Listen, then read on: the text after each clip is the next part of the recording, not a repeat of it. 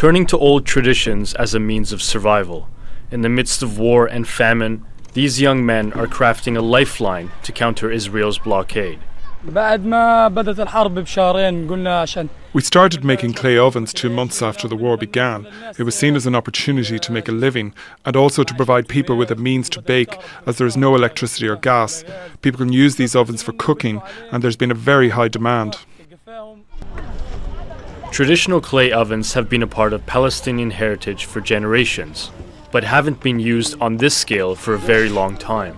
I learned this craft from my father. He wanted to be here with us today but couldn't. My father used to work with my uncle when he was 16 years old. They stopped for a long time when gas and electricity became widely available, but when the war returned, we went back to this craft. From 6 a.m. until the end of each day, this group is hard at work, using a bucket to mold a round base with cement, and pouring straw and clay over the top, then leaving it to solidify in the hot sun. This craft has saved people a lot because there is no electricity. It helps them cook and bake or even grill food.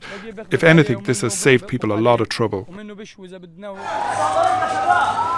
The effects of the ongoing fuel and electricity shortage are more apparent at night.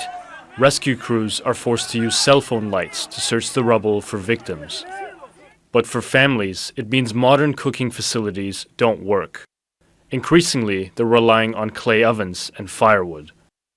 Of course, it is tiring and consumes a lot of firewood, and even firewood is scarce. But what else can we do? There are no alternatives. We try to adapt to the situation, even if we go back to using clay ovens. We are resilient people, and thank God we try to adapt to the situation no matter what. Adapting to circumstances has become a daily reality, as people increasingly struggle to find food, water, and medicine. With few options left, resurgence of this family craft is helping to feed Palestinians who are desperate for an end to their suffering. Behdad Mahichi, Al Jazeera. Make sure to subscribe to our channel to get the latest news from Al Jazeera.